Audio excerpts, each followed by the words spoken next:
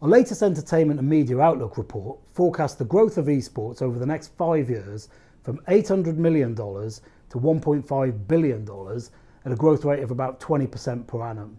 This is underpinned by a growth in media rights, by sponsorship deals, and the funding of professional teams. Is this growth then going to be organic, or is it going to rely on deeper pockets from investors and sponsors alike? The answer is likely to be a combination of the two. A more complex question is, what is needed to be achieved in order to attract the investors and the sponsors, and also to help those teams generate organic revenue? There can be no disputing the desire of all those involved in the esports ecosystem, from publishers to professional teams, professional players, event organisers, brands, the digital platforms. All of them want this industry to succeed. But that passion can only take you so far, those characteristics only so far. So therefore, let's take a look at what some of the speed bumps may be in the way of preventing this to be a success. Number one, regulation. In my earlier blog, What Happens When the Regulator Comes In, I recognised some of the challenges about regulation and what that brings when it comes into the industry. Regulation is inevitable and it has some positives. So investor confidence, a bit more assurance, compliance, player welfare. So there are a lot of benefits. But then there is also some negatives around administration, additional costs, etc. So regulation, when it does come, it's to be embraced. Don't challenge it, but do challenge it if it's not fit for purpose. Number two, monetize the viewer. Monetize the viewer correctly and the industry could get exponential growth. Monetize incorrectly or fail to monetize at all, there's a risk of stagnation. Bringing monetization in, there may be disruption to the community with viewers being lost, so a balance will need to be found. Nevertheless, monetization needs to happen. And this can happen through direct monetization, such as subscriptions to esports platforms, such as the Overwatch League and the Twitch All Access Pass, or direct ticket sales. There's also indirect monetization, such as links to traditional gaming, other media subscriptions, and third-party involvement. This lack of monetization or assurance that monetization will come in has been a deal breaker for some would-be investors. It has caused them to stay on the sidelines.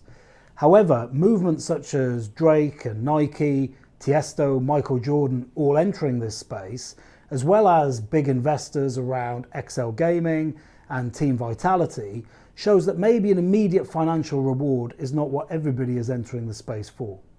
Number three, a recognizable framework.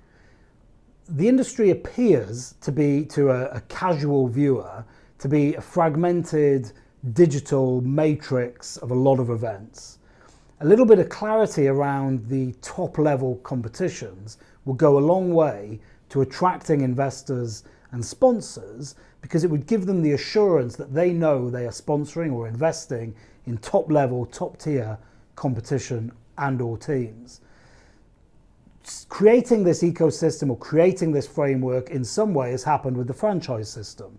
This in itself is quite a contentious issue, but it is a stepping stone in the right direction towards giving this clarity and clear framework. Number four, difference of opinion. Passion across the ecosystem is rife from all corners.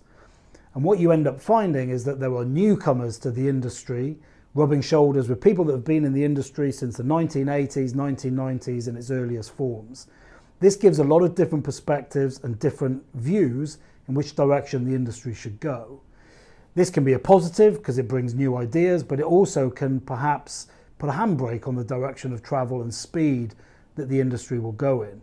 So the community and the people involved in the endemic organisations need to come together to find a path forward to help grow the industry and not rub against each other, preventing the success, inevitable success that this could bring. Number five, diversity and perception. Esports is a male-heavy environment and has had some recent bad press.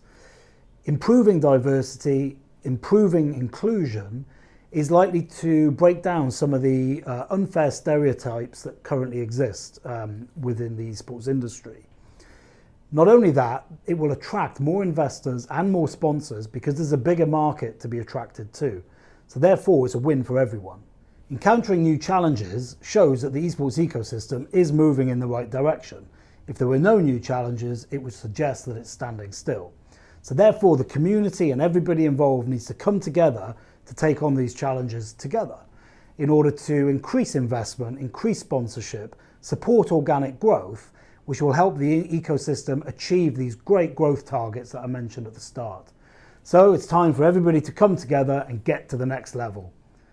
For further insights, check out my other blogs and also follow me on LinkedIn, and do get in touch if you want to talk more about esports.